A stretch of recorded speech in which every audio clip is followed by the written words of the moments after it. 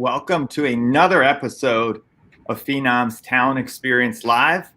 I'm Jonathan Dale, filling in for the beloved Devin Foster, who no doubt right now is 2 drinks into his vacation. And as always, we are joined by Natalie McKnight. What's going on, Natalie?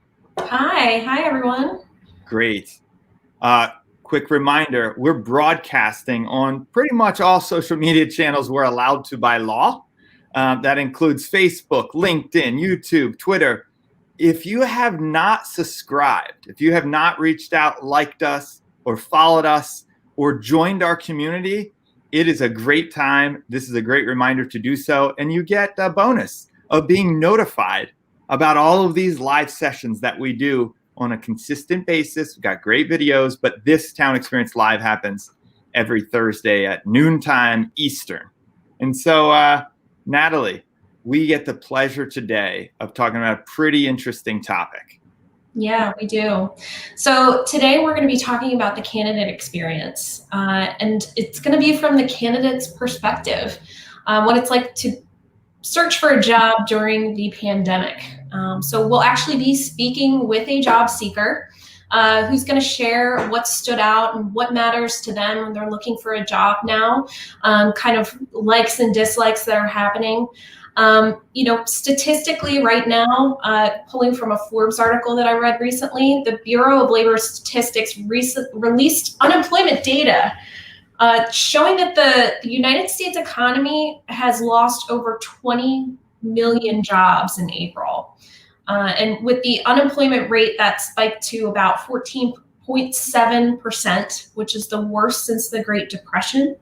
And some experts are actually saying it was closer to 20%. So we're hoping that while we're talking through this experience with this particular job seeker, we're really hoping that recruiters that are listening in right now or maybe catching the recording kind of get some insights and tips from the job seekers themselves on what they should really be paying attention to when they're continuing to keep that candidate experience top of mind. Yeah, you have to watch, right? You have to watch balancing the doom and gloom with the great stories that are happening right now. So exactly. Yeah, economy is still in trouble, right? Millions of people still out of work. Some good news though, right? States are starting to open back up, right? And with that though, seems to be the correlated spike in COVID cases. So that's disappointing too. But I think as at least in America, in the US, we're working through the ups and downs. You know, one thing, if you happen to be catching this or you're a recruiter and want to help somebody, regardless of whether your company's hiring or not, you can actually go to Phenom created help1billion.com. It's help1billion.com. And this is actually a site where companies who are hiring right now for positions, showing you those positions. And so at help1billion.com, a job seeker can go there, see what companies are hiring right now and can apply. And that's a positive thing. And I know there's thousands of applicants who have gone to help1billion.com already and has taken advantage of that site to connect with those companies who definitely have jobs. So let's not go off on too much of a tangent though. I think taking the mystery out of job seeking, or at least understanding that candidate experience from someone who's willing to tell all. And so I think right now, let's welcome Rob Patey onto Talent Experience Live. Rob? Hey, John. Hey, Natalie. How you doing? Hey, Rob. We're doing great. We have jobs, so we're doing really well. Oh, rub it in. Yeah. So, Rob, first of all, we thank you for coming onto the program. And I think it'd be great to understand, how did you get in this situation and what's your background? Sure.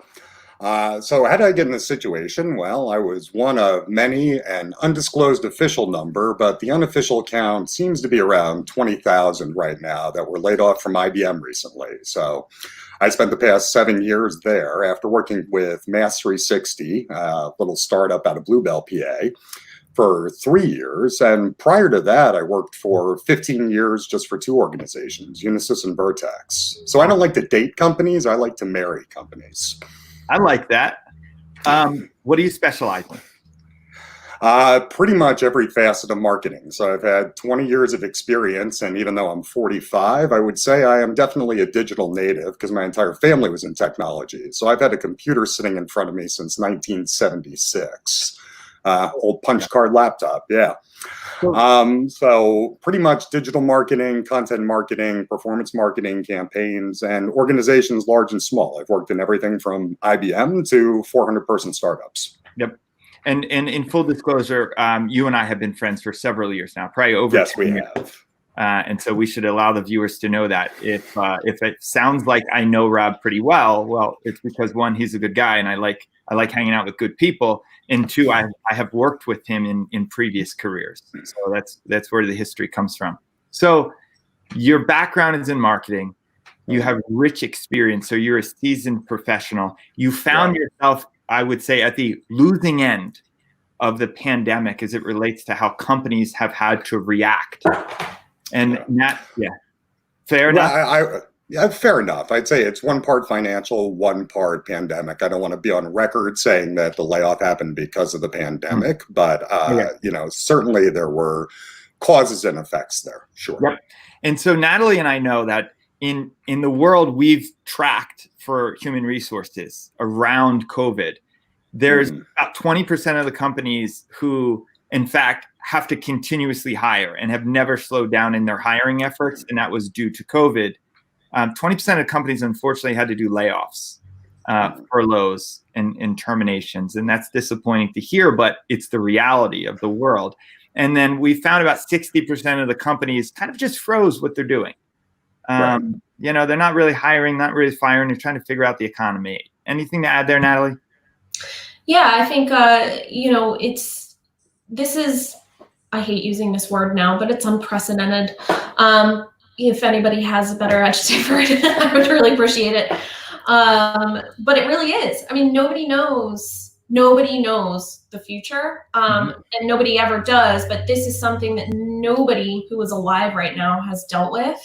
It's something that's affecting every facet of the globe. So, definitely we've seen if companies aren't doing layoffs, they're kind of just trying to ride it out and just stay put. I think from our customers' perspective, what we're seeing is they're willing to focus a little bit more on their process, which is great. And I think it's really great that they're taking that focus and trying to understand, okay, what is the experience like? How can we improve it? Mm-hmm. So we have Rob Patey joining us. He is what we joke around right now is a professional job seeker, or AKA your next director or VP of content marketing for any company who's actually looking for that role, because he's excellent in that. You could check out his LinkedIn profile another time. We certainly will flash it up here today.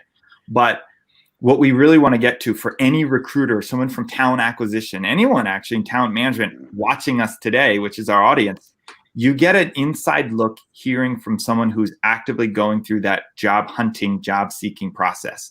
So we set the stage. Rob's a veteran, tremendous skill set in marketing. And so finds himself looking for a role, and he has not had to look on the market for several years. So now he's on the market. So Rob, now we're going to get into some lightning rounds, some tough questions. And I would say before we get into that, please don't call me a professional job seeker. I'm an amateur at best because I've never had to look for a job in 20 years. Yeah. Whenever I left companies, I was always sort of recruited and wooed away while I had a job. Yep. So I think that's very fair. I wasn't trying to categorize yourself in that respect. So what have you found so far? Like just your general speaking, what opening statement would you come out with? My general statement right now is that I would say that companies are cautiously optimistic in the moment. So on first blush, on first interactions, there's very little difference between in the past when recruiters have reached out to me. Hey, we'd love to talk more. We'd love to get going. I'd say by the second and third round, though, that optimism is really tethered to the times, right? So, second, third round, you're talking usually a couple weeks. And right now, the world is changing so rapidly on a daily basis that when they say they'll get back to me next week and things are looking good, I know to take that with, an enormous grain of salt, because the world quite possibly could change again. Awesome. That's a great start to continue framing this up. How have you gone about job hunting, job seeking? How have I gone about? I would say tepidly more than aggressively. So I am definitively looking, as I opened up with, I like to marry an organization. I don't want to just date, right? I don't want to just work there for 2 years. I haven't had that career experience. My shortest tenure at any organization in the past 20 years has been for 5 years. So I'm really looking for 2 things. One, I want to love the technology, and 2, I want to love the role. I have the opportunity to be somewhat picky, between severance and, my spouse does well. And plus, I've been working for 20 years straight. So, my only children all have 4 legs and they're not going to college. So, financially, I have the time to really look and find that next career versus that next job. So where do you look? Where have you started looking? Well, of course, LinkedIn was a centrifuge, right? I mean, it's where you can get, it's like a job fair every day, right? You can go out there and you can see, hundreds of companies wherever you want to look. I mean, the search parameters are wide and varied. So that's really been my starting basis, is to throw my name out there and, click the apply and either apply via LinkedIn Direct or get taken over to the company's career site. Mm-hmm. Okay. I mean, what has the reaction been when you look? So you start on LinkedIn, and so where do you go from LinkedIn? Where do you go? LinkedIn, you end up, you can end up at possibly 100 different job networks, right? So I'm not going to rattle through them all here, but I could bring up my email box right now, and there's probably, job boo, job this, job that, job here, job there, job everywhere. And many of them are repeats of the same, if you look very cautiously. So you know that they're sharing third-party data all around the place, right? That, they're sharing their lists with each other and their searches with each other. So is it fair to say that once you show some interest or some interactions on some of these traditional job board sites is what you're referring to, you're starting to get kind of plastered with everything coming in the door into your inbox? Sure. Yeah, and it's everything. And when we say everything, let's mean everything, because there are some in this world of keyword search recruiting. Because I work for IBM Security, I'm actually getting job offers for security positions. And trust me, that's the last thing you want me doing, is guarding your IT systems. I'll write about the people that guard your IT systems, and I'll create a great narrative and story behind that. But you don't want me at the front guard. I'm not that guy. But why do you think that's happening? That's an interesting topic. So, Natalie, all the time, we know from job seekers exactly what Rob is saying. We know people are like, wait a second, don't you know what I'm looking for? And what Rob is saying is, why do you keep sending me things that are for security jobs when I work in the security field, but I don't do IT security? So, Rob, why do you think it's happening? And then, Natalie, you tell us why it's happening as well. Well, I'll give you my cynical view of it. No one's reading. There's essentially the scouring of the keywords. And we do this in marketing, right? We call it the pray and spray. We buy a list of thousands of names, knowing that we're only going to get a 1.3% hit at the next stage of the funnel, then a 0.07% hit at the next stage of the funnel. But that 0.07% could be the money ball, right? Yep. Yeah, exactly. Yeah. And I think, technology is a wonderful thing. It's an amazing thing. But if you rely too heavily on the algorithms and take the human out of it, and what we know about recruiters on our side of things is the fact that they have so much that's coming at them that they're trying to fill, right? But if you take that out and rely too heavily on the keywords, you're going to be inaccurate, and it's going to take you much longer to find that perfect fit. Pro tip, read. Yeah. Yeah. Or we'll go back to the 80s riff. Reading is fundamental. Yeah. So for those just joining us, Talent Experience Live, we're joined by Rob Patey as our special guest. And the beauty about this session and episode today is Rob Patey is an active job seeker talking to us about his candidate experience. So you're hearing live about a candidate experience. We certainly want to welcome questions, get them in. If there's something you're dying to ask Rob as a job seeker with many years experience who doesn't look for short-term relationships, Rob is the type of person, if you're a recruiter, you're trying to get in your company. Yeah, he's not applying. He's just said he's not blasting and applying to 50 different companies. He's looking for that right company. And as a recruiter, Rob's the kind of candidate you're trying to get interested in your company and get to apply. So it's a great time to be able to ask some questions. So Rob, what in your process, finding the company that you're interested in, what do you do next? So you mentioned you start with LinkedIn a lot. You're on there a lot. Okay, fine. Tell us, you found a company you're interested in. What does the rest of the process look like? I mean, it's quite simple. There's either the easy apply where the APIs are connected to whatever the job seeking board might be, and I'm not trying to do a commercial for LinkedIn here, or I'm taking over the career site, and that's the career site that's on the company website. And having supported the web journey for all facets of the company, right, including recruiting, it tells me a lot about an organization when I get to their career site and how much care and love is actually given to it, right? Because you can have career site experiences that are a nightmare. And I'll be honest, if it's too arduous, I know that there's something that this organization might have a bit amiss. It makes me wary if they're not giving the same love and care to the career and the human resources side of the organization that they are, say, to the marketing front face, right? When we look at a website and a logic tree and, the site structure, most companies focus on that top level and they just think careers will take care of itself. And that's not a great impression to give a job seeker.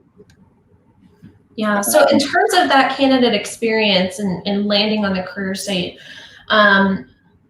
I'm curious as to what types of things you come across. Like, how often do you come across like a chatbot that would help clarify questions that you have, or start asking, information? Yeah. So I'm in marketing, right? And I understand, and digital marketing specifically. So I understand the care and preening that a chatbot requires. And we have a hard enough time in organizations trying to get sales to power these chatbots, because you got to hit a live person eventually. I don't care how robust your logic tree is or how well your AI is crafted on the chatbots. Eventually, you're going to have to, or you want to get to an individual. Natalie, I will say on many sites, because I traverse the site first, right? So even before I'll take a step back. Even before I hit apply on LinkedIn, I go and I stalk the company's digital presence, because I know most likely my job will collide with the website at some point. I want to check out the company. I want to make sure I like the product. I believe in what I'm going to be talking about in the future. But on the other side of it, I just want to see how well it's constructed. And I'll say, especially in SaaS and high acceleration markets, I'll get hit with the chatbot on the homepage, on the product page, right? It's the 1, 2, 3, 4 second delay. And then it's, hi, can I help you? I'm Steve. Can I help you today? Then you go to the career site and it's like you've gone to Oz. You're in a completely different land at this point. And sometimes, not only is there not a chatbot, it looks like they're using a style sheet that they had from 3 years ago for the site. Sometimes not even that's updated. So chatbots, career sites, never. So Rob, let's keep on that career site. So you found them on LinkedIn. You start investigating the company, which I think we agree job seekers do. They go to the company and see if they can connect with the technology or the company itself. And then you're on the career site. What's been your experience overall once you get to career sites, regardless of that chatbot experience that you're saying you don't even expect and you haven't been seeing on career sites? You can definitely tell the difference between organizations that are using a lighter ERP versus a more draconian ERP, right? Enterprise resource plan. Definitely your larger organizations, it's a lot more hoops to jump through. It's a lot more fields to fill out. Your smaller organizations, your leaner organizations, it's sort of just like Dragnet, just a fax mail. It's, what's your name, what's your email, what's your number, load up your CV, and let's roll. Okay. What has put you off? You like the company, or you found something, you thought you liked the company, you found something on their site that put you off. You just said, I'm withdrawing. I'm not going to finish putting my information in this thing. I'm not going to apply. Like, what are some of the things that have turned you off? If it's an arduous experience, if it is really just a bad application experience, and I'm still part of the company, understanding that HR doesn't always get a lot of love from a technology standpoint. They're usually last in the line to be able to get technology upgrades. I'll take that into consideration. I won't be too put off. But if the thing is just absolutely broken, what I'll do most likely is I'll jump back over to LinkedIn and try and find a way to connect in that sense. If I'm really still on top of it, I really want the job. That's really the only thing I would say that's put me off, because I'll read the job description on LinkedIn and then I will jump over to the company site to check them out to see if it's something, the job description looks cool, looks like it's up my alley. Then I'll go and I'll check out the company. That doesn't really throw me off unless the career experience is broken or they want 7,000 fields filled in. I've done it. I mean, I won't say I'm that much of a snob because I understand the position that they're in because their back-end systems are necessitating this information. But I won't say that it makes me say that this is sort of a forward-thinking company. I think as a marketer that I know you are, and my background there is the fewer fields you can require at the front end, the more conversion you will get, period. And in the case of job seekers, it's more applicants that you're not turning away. So I think from marketers, we get that pretty well. So and it's a balancing act, right? I mean, we go through this with sales, right? As we support sales web journey, where they say, we want to know everything about this customer's DNA because we don't want to call on bad prospects. So it's a precarious balance to get all the information that you think you need from a vetting standpoint versus making it lightweight enough to make it a good user experience. Yeah. So I want to talk about the step afterwards now. I want to transition into your interaction with recruiters, right? But before that, we've got two questions that have come up, and they've come around, and they're asking about what's your experience seeing websites with COVID content? Are they speaking differently? Here's one for Rob from Joel. Joel, thank you very much for the question. Have you noticed a lot of career sites messaging differently during the age of COVID? No. I would say that the job descriptions really haven't changed, or the messaging when you get to the career sites. And again, I've only been unemployed really for a week and a half. We got notice 30 days ago in May. I took a little time off because I hadn't had vacation in 4 years. So I didn't really start looking heavily until the past 3 weeks, right? Solidly. Now, the COVID conversation does not come up until we get 2 or 3 conversations in. To be honest, we're not really talking about COVID. I'll say there's more interest in remote opportunities, but I would say companies are still trying to find close to home if that's their culture and they want somebody in the office. So they're certainly more open to putting will consider remote, right? You can tell the job description was just updated with that line, asterisk, will consider remote. Consider is a subjective word. Yeah, I think actually that's most interesting that we're seeing a change of is companies now willing to recruit remote and going towards that trend. I agree. If you have a question, ask Rob, whether you're on LinkedIn, follow us on LinkedIn, YouTube, Facebook, Twitter, doesn't matter. Get your question in. We did have a funny question I'd like to throw up there. It's on LinkedIn, I think from Bathina, if I'm pronouncing the name correctly. Does Rob get a job at Phenom? I'll tell you what, running marketing for Phenom, I'd love to have Rob. We don't have the open headcount, unfortunately, but Rob is always welcome in my house. That is for damn sure. And thank you for the comment. Thank you. Appreciate it. Yeah, I was going to say, thanks for the upsell, Bethina. I appreciate it. But no one said Rob wanted to work for Phenom. Right? It's a two-way street. You have a candidate. Yeah. You know, Rob's looking for something very specific in his career path, right? That right opportunity. I'm not saying Phenom is or isn't that place, but that's the reality of the candidate experience. It's not just, does a company want that candidate? That candidate has to want the company too. It's a two-way street. And that's why the connection, and it starts with the career site journey. And then it moves to the recruiter journey and why that's so important. So Rob, give us the dirty on some of your recruiter experiences, actually going back and forth, talking to recruiters. How are they communicating with you? Are they ghosting you? Yeah, I'll say your blind applies, the ones where you don't have a relationship set up already. Yeah, I mean, ghosting is pretty much the experience. Like if you're not going to move forward, and again, I'm not spraying and praying. So I would say that with 2 or 3 where I've applied with no prior relationship, yeah, there's not a lot of getting back to you. I'd say where there is a relationship. So I posted as soon as the RA happened. I posted on LinkedIn saying, "Hi, I'm Rob Patey. It's my first time in 20 years. I'm looking for a job. Here's my CV. If you know of anything, please help me."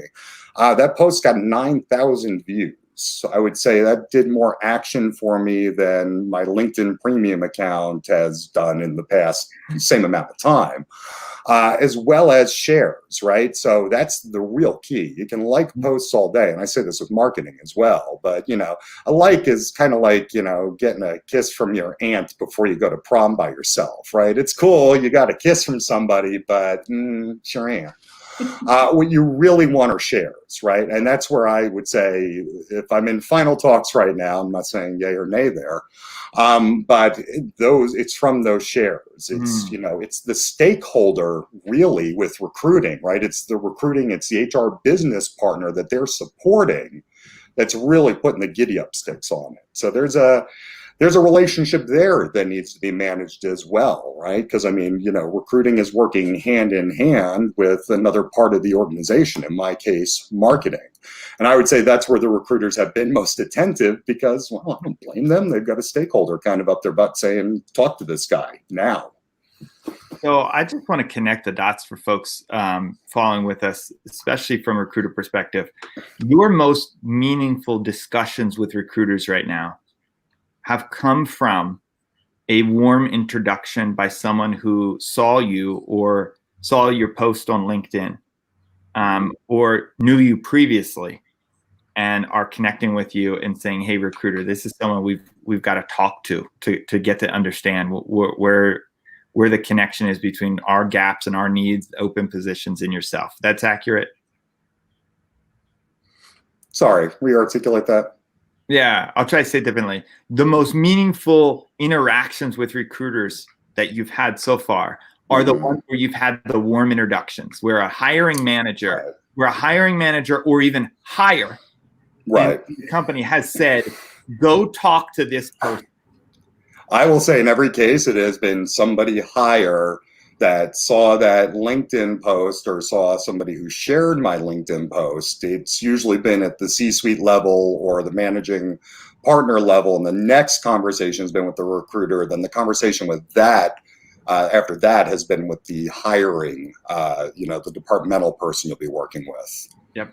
So Rob, let's change it slightly. Still talking about recruiters or company interaction. Have you seen any interaction with SMS? Has anyone been texting you about jobs position? Not really. I mean, I will not say there has been a lot of text, but I also rarely opt in for that because, of course, as we know in this day of GCPD and the CCPD, the California Data Privacy Act, that the communication channel, you really have to be open to anything, and you should have it as a preference that people can say yay or nay that they want to opt into. I guess maybe it's an age thing. I don't know. I'm 45. So text for me and SMS used to mean short message service. So, I don't know if those longer form communications work necessarily as well in SMS, but if it's just a quick update, I don't think I would be averse to it, but I'm also not seeing it as a prevalent option either. Okay. When they say, is it okay if we contact you by email, it pretty much ends right there. Is it okay if we contact you by email? All right. I appreciate that. I think, Natalie, from your experience and actually talking to recruiters themselves, I think they're experiencing something slightly different in the leveraging SMS and seeing the benefits. But can you just go into, does it work for someone like Rob, who we know his classification, what he's looking for, experience level, point in career, or are they using it in different ways? Because SMS is hot right now from a recruiting standpoint. Yeah, absolutely. So we're seeing game-changing level results in terms of response rates when recruiters reach out. But I think the caveat there is you have to look at the types of workers that you're trying to recruit, right? So knowledge workers, people with experience who are maybe more corporate level, they may not respond to a cold text message that's, "Hi, my name is X recruiter. Would you be interested in a job?" That would probably just get ignored and thrown in your junk box. But if it's a recruiter that's updating you through the apply process as a knowledge worker, we find that most knowledge workers really appreciate that, right? It's not getting lost in their inbox at that point, and they know that they're being updated, which is great. From the frontline perspective, there's a lot of really great results that we see with those cold outreaches because it's a little bit sometimes a younger generation. And it's also a lot of people who are not regularly at a desktop computer. So they have their phone, and we talked a lot about Gen Z a couple of weeks ago in another webinar, and just how most of those Gen Zers aren't really looking at their email. Even if they have it on their phone, they're looking at text messages. So I think it really does just depend on kind of the talent that you're looking for. Yep. Rob, how are companies trying to get to know what you're actually looking for? Like you're searching for positions, and say you get to someone's career site. Now that company doesn't know yet what you're looking for. Are they trying to get to know you? And part of that, like you're investigating them. Are you being interacted with on the career sites and websites? Are they trying to get jobs that are right for you in front of you? What's your experience there? Honestly, no. They're very basic search engines, and I'll say that even at your most robust organization. So after you find you from whatever the email, whatever aggregator service you're using, you go to the career site. Usually, if they've done their links well, seen sometimes where they haven't, or the job has been removed, it'll take you directly to the actual job description. Now, if you have to take that step back and search, and let's say I put in marketing positions, it's a pretty standard search engine, right? It's not if it's trying to take me through a logic tree of profiling to ask me or to maybe suss out something I wouldn't necessarily think to be looking for. It's put me through a series of psychographic questions to say, well, you came here looking for marketing, but you might be great as our CFO. No. I have not run into that from organizations large and small. The most robust experience, I'll say, is that once, and again, this is large organizations I'm talking about, they'll send you job updates that are fuzzy based off of your initial search or your initial application. I have to say I'm a little disappointed because part of what we know is you have to get to get top talent. You have to get to know them. You have to interact with them, and you have to essentially court them. And you're not being courted by technology, not by the humans. We already talked about, but humans, that interaction is fine. You get that warm handoff. Someone says, hiring manager above says, go get this person and talk to them. That's fine, you've shared. But 90% of the time, you're getting a cold reaction from someone's career site, and you're trying to investigate them. They're not trying to get to know you. They're not leveraging a chatbot to try to get to know you. You've given them no permission to use SMS because they've not made a connection with you. They've not gone far enough down the line to even take advantage of that. So I'm not saying disappointed for you. I'm disappointed that your experience isn't showing that companies are farther along in the candidate experience, because everything you're mentioning is not hard to do. It's just companies recognizing how to leverage the technology to give you a tremendous job seeker experience. And you're not seeing that yet. You will. Some of these leading companies we work with are giving that experience. You just haven't run into them yet. And as you mentioned, you're only really on the market for 3 or so weeks now in go mode. So that's good. Natalie, what else can we tease out of Rob for our audience here? I would say, one question that I had to backtrack a little bit is I'd love to know how many times you've had to upload your resume and then had to fill out the form that they make you fill out. 100%. Because it generally, even if it tries to pull the information out, it garbles it in some way, shape, or form, right? So when it'll put my middle name as my last name, God forbid I've got a suffix after my name, I'm the third. That just, hey, my last name has been I. And I'm like, okay, guys, no, that was clearly a Roman numeral.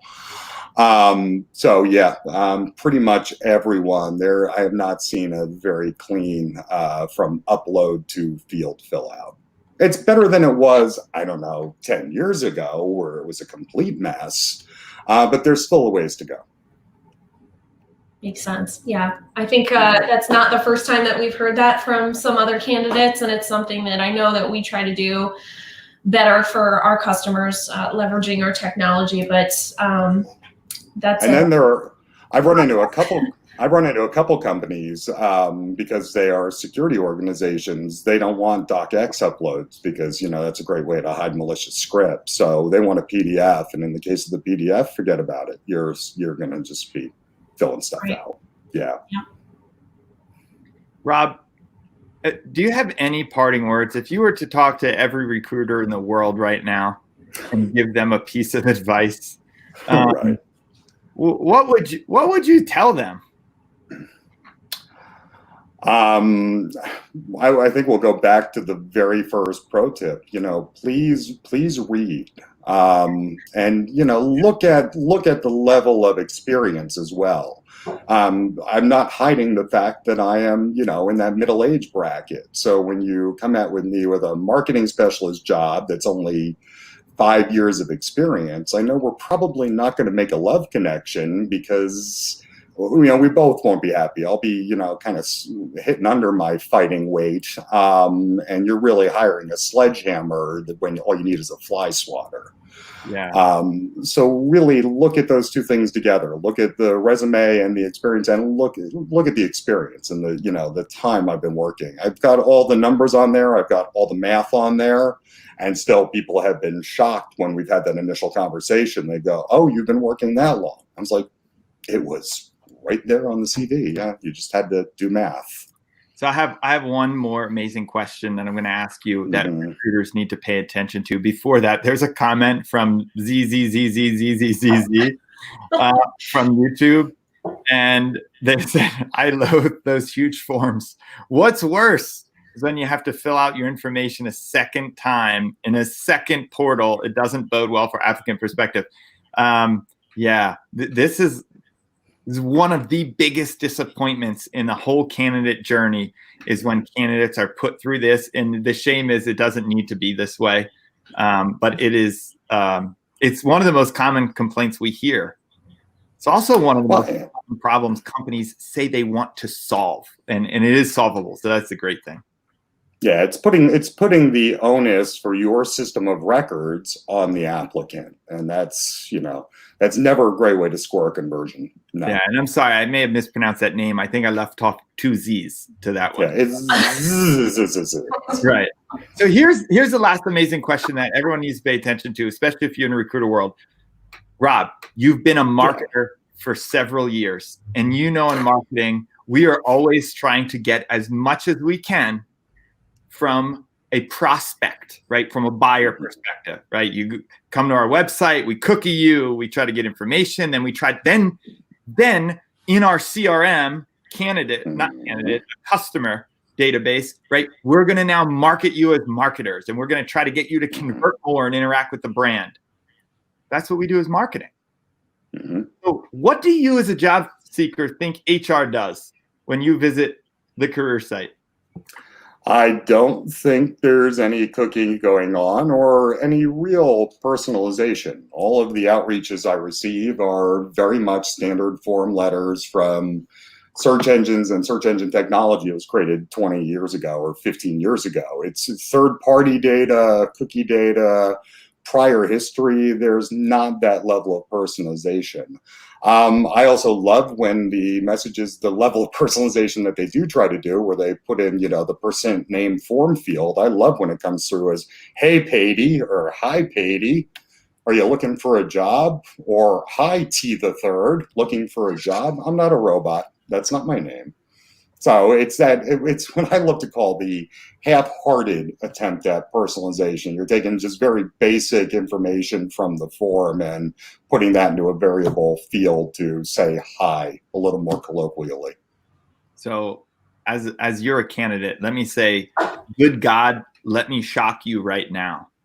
And so being in marketing but working for HR, I can tell you unequivocally, HR has the capability to personalize anything they want to you as a candidate. We know how to get to know you. We know location. We know what jobs you're interested in. We can gather information and even tell you what jobs you're a good fit in to our organization. And we can do all of that based upon your interactions on the career site. All of that, the interactions with a chatbot, interaction with SMS, all of it. And we can serve you jobs that are really specific to what you're looking for. And HR is not marketing, yet they have access and tools and capabilities to do all of that. You're saying you wouldn't have guessed that. No, not from my experiences. The level of what we put into from a marketing perspective, let's just use email as a channel example. A test, B test, C test. I mean, we're always fine tuning everything from the subject line to the imagery that's used. I do not see that at all in the recruiting process. I just see standard header, standard form letter, and updates based off of, one or two keywords that I might have searched on the site. That's about the extent that I see. Although it doesn't surprise me, I am disappointed. As an industry in HR, we can do better. We can do better, and we can improve Rob Patey's in millions of other job seekers' experience, and we can get them connected to the company that you're trying to recruit someone like him for. So, Rob, I want to just say thank you very much for joining Talent Experience Live. I thought this was a great part of hearing the candidate story. Before you go, we're gonna transition. And we're going to help companies understand from a technology standpoint the challenges you just outlined and explained in your journey. We're going to show them how they can actually address some of these things by looking at the technology now that we've looked at the candidate experience from a job seeker. So thank you for being on the program. If we have any follow-up questions, we'll certainly reach out to you if we get them from our field. If you're a recruiter and looking for a director in content marketing, be sure take a look at Rob's profile on LinkedIn. I think you're going to be impressed. I'm always impressed. Rob, thanks for joining us. Thank you for having me, guys. And I'll hang and listen to the technology stuff in case people do have questions. I'll hang in the background. Okay. Great. Tom is our guy behind the scenes, always moving windows around. Tom Tate, you do a wonderful job. Thank you. Can you bring in Dan Egeman? Awesome. Hey guys, how's it going? I think it's going. All right, Dan.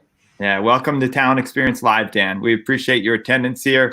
I know you were following along. You were in the background, in the green room, if we have it, if that's what we call it, and you're hearing Rob Patey talk about his mainly disappointing candidate experiences. As a marketer, his expectations are way up there related to how he should be catered to, coddled, messaged, engaged, all of the above, because he's talent that should be being brought in. He's not desperate for a position. And so can you show us career site in some of the personalization that can happen and how you can get to know a candidate in order to serve them the best jobs faster, help them find the right fit faster? Absolutely. And actually, as I was watching, I was listening to Rob and hearing about his frustrations, if you will.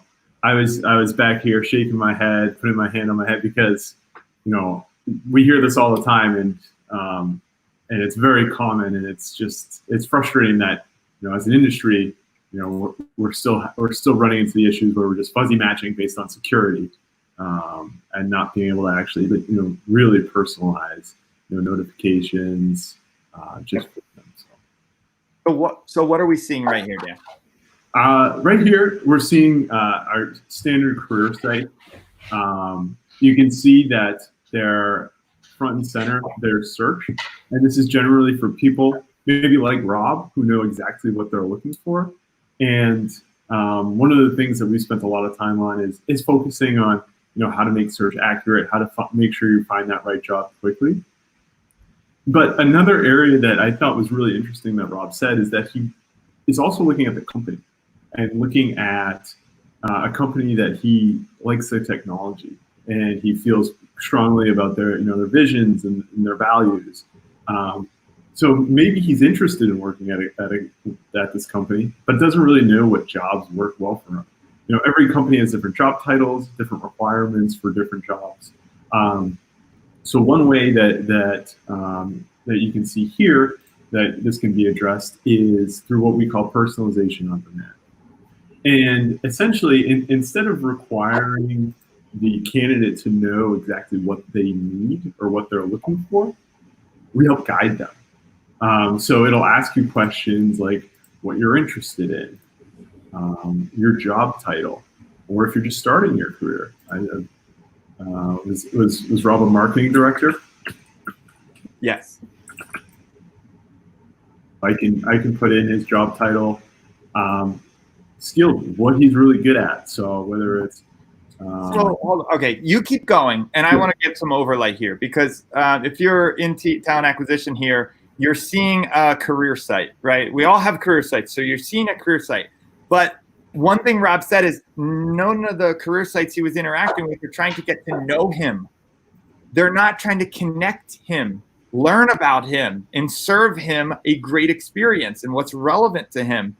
So Rob could have come in here and he could have entered, you know, just the plain job search, which is what he said he does lots of times because that's the only choice he has. Or he can interact with the site, and the site can actually prompt him through a set of questions to get to know what is most relevant to Rob right away. In order to do what, Dan? In order to find him that job that he's the perfect fit for. So he mentioned earlier that he's getting matched with jobs that were extremely junior compared to his level of experience. So why doesn't he just go in and put in his level of experience right here? And then the jobs that he'll see are relevant to that level of experience. Yeah. So to add to this while you're filling this out, Dan, the other thing that this does, so I'm sure there's recruiters on listening in right now and watching going, well, what's in it for me? I don't really care what Rob's experience is. I just want to find somebody to fill this role. This is all being tracked in our CRM, in our candidate relationship module. So all of this information that's going in, that's then going to personalize the experience for Rob, is going to help you, the recruiter, match Rob to the perfect position, because you'll be able to see that he has 7 to 10 years of experience. You'll be able to see that his skills include X, Y, and Z. So this isn't just for Rob's benefit, it's for the recruiter's benefit as well. Yeah, Natalie, I'm glad you said it, because the one thing we didn't connect with Rob is we ended with like marketing systems and all that data, but we didn't tell where it goes, right? And that's going into the CRM, but in the TA term, that CRM is all about the candidate, not about a customer. All right, Dan, we tried to personalize this to you. You entered some information. What do we see now? Right now, we're asking for Rob's information, and this is an optional step that he can fill out. And actually, all of this information is going to flow into that candidate relationship management tool that you just mentioned. So the recruiter will actually be able to see that, hey, this guy named Rob, I can see his interests, I can see where he's interested in working, I can see his level of experience. So if he doesn't apply to a role or doesn't find a role for him, I can still reach out to him later on as I have new roles opening up, and reach out to him proactively. So this will all be searchable and filterable within my CRM. So Dan, get to what we really did, right? We're giving him jobs that are most relevant to him. But let's say he sees that after he entered all that information, he saw that and he went, I don't want to put any of my information in here. Could he have still seen the jobs that are most relevant to him? Would it still be personalized to him, or would he have given up on it? No, that step is completely optional. So he's not required to actually go in and put in his information if he doesn't feel comfortable, if he doesn't want the organization to reach out. So then it immediately starts serving jobs, right? Immediately starts serving those jobs up to him.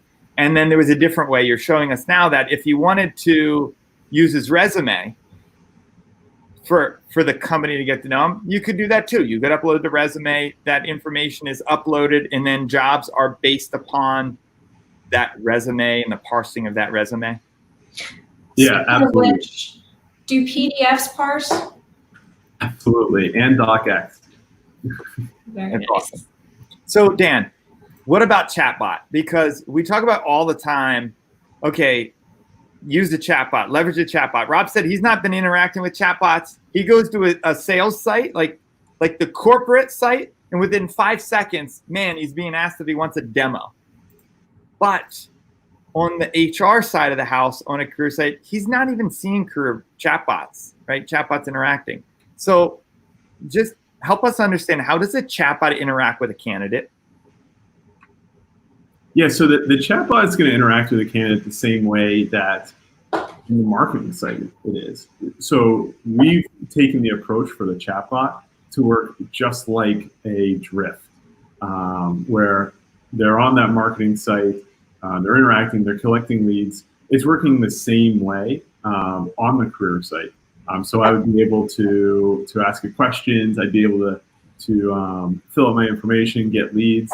And we've seen this become really popular across like the Gen Z, more millennials, where they're interested in chatbots. I know Rob said he wasn't quite as interested in, talking and having a conversation with the chatbot, but a lot of the younger talent is interacting more and more with chatbots.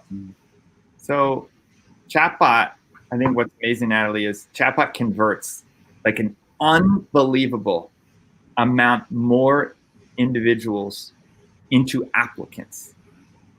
I don't have the stat, but is it 50% or more? Like, it's some crazy stat. It's more than 50%. It's way more than 50%. And we know this. So any recruiter that wants now 50% more applications, right? More conversion from candidates, leads hitting your career site into actually applicants. You want 50% more? Get a chatbot. Implement a chatbot on your career site and do it right. Don't just do it randomly. Do it right to where it's engaging with the candidate, helping them find that right job for them faster, making that connection, and then it will convert them. That's incredible. If you took one thing away from this, besides the great interview with Rob, take that away, that chatbots are converting 50% more applicants for you. So if you don't have a chatbot and you're wondering, man, how do I get more applicants? Just boom, go after one. That's a great way. So Dan, what if it's the second time coming back to the career site? So someone like Rob, he did his investigation, he left, tomorrow he comes back. What is the career site trying to do to help Rob on a second visit? Yes, so we'll remember that he has left and come back, and we're always tracking that his clicks and his click path. So if he had viewed a few jobs, we would actually start to show him those jobs and then show him recommendations based on his browsing history. So we see it all the time. People will see an interesting job, and then it's either not a great fit for them, or they just don't have time to apply right then and there, or they're not ready to apply. So they'll end up coming back a couple days later or a week later, looking for that job. And instead of making them go through the whole process again of looking for the right job, they're actually able to, we'll actually show them on the homepage the jobs that they viewed, as well as other recommendations that we have for them based on their browsing history. So as we start to learn more and more about the person, as we learn more about what Rob or the candidate is interested in, right, we're able to develop more specific and tailored recommendations. Then on the back end, on that CRM that we talked about previously, the recruiter's going to see those jobs that Rob has viewed and see what kind of roles he's interested in, and can actually go out and proactively reach out to him, even if he hasn't applied, and contact him for that role. Awesome. You can even go so far as to follow Rob. So you can click a follow button in the CRM and then be notified every time Rob visits the career site. So if you really want to get deep into stalking, the CRM allows you to do that, which is really awesome. Yeah, absolutely. If you know Rob's the perfect person, you want to make sure that you know what he's doing and stay on top of him, and make sure that you're engaging with him. Yeah. So here you can see my recommendations based on the jobs that I've viewed so far. So Dan, I want you to stick around, but I want Tom to kill the sharing here, because I have two different questions for you. One, maybe it's just a statement, and the rest of the question. The statement is, and we're still talking about CRM, what I have heard from one of our customers and what they do is they actually have their sourcers looking at which applicants did not complete the application, reaching back out to those individuals, and they're getting a 50% engagement with those candidates who abandon the apply process. Yeah, incomplete applies can be a great source of talent. There are tons of different reasons why someone didn't actually complete an apply, whether it's they got distracted, something came up, a kid came and an emergency came up and they weren't able to finish that apply. So being able to go in and reach out to them, it's really valuable for a lot of our customers. I know there's some people actually at Phenom that we reached out to that were hired only because of the incomplete apply, and they had something that come up and they weren't able to finish, and they had sort of forgotten, and we reached out to them and were able to actually hire them. Then there's a work. Oh, go ahead, Natalie. So it's also really great, just from an analytical perspective, right? If you see that you have a high number of incomplete applies, that's really valuable information to be able to then go back and say, well, what does our candidate experience look like? Is it taking too long? What is that process, and where could we trim that down so that we can increase the rate of applications that we're receiving? Yeah. Dan, I'm smiling because there's another scenario. You're like, oh, the candidate got distracted or they got busy. Yes, that all happens. But what's worse is when the candidate believed that they actually completed the application and never heard back from you. So a lot of those candidates think they did the final step, and here they missed something. And that's worse. That's bad for your brand, and you missed out on a great candidate. But by looking at the data, who didn't complete that application, easily reaching out to them, one, they're responsive. They're very responsive. And they realize a lot of times, oh, I didn't realize they didn't complete the application. Absolutely, I want to. And they engage. Yeah, absolutely. My other question, we're running out of time too, so I'll just state it. You've told me once before, a chatbot on the homepage of a career site is for engagement. A chatbot on the specific job function, the job listing and posting on the career site, is to help that candidate understand that role more and get them to convert into an applicant. Is that correct? And yeah, absolutely. And also to screen. You can use the bot on the job to screen out applicants. So if you need someone to have a specific certification or be all over a specific age or be able to lift 50 pounds, you can ask that as part of the chatbot on that job description to see if they're meet those basic qualifications. So if you can screen them, can you schedule them? Absolutely.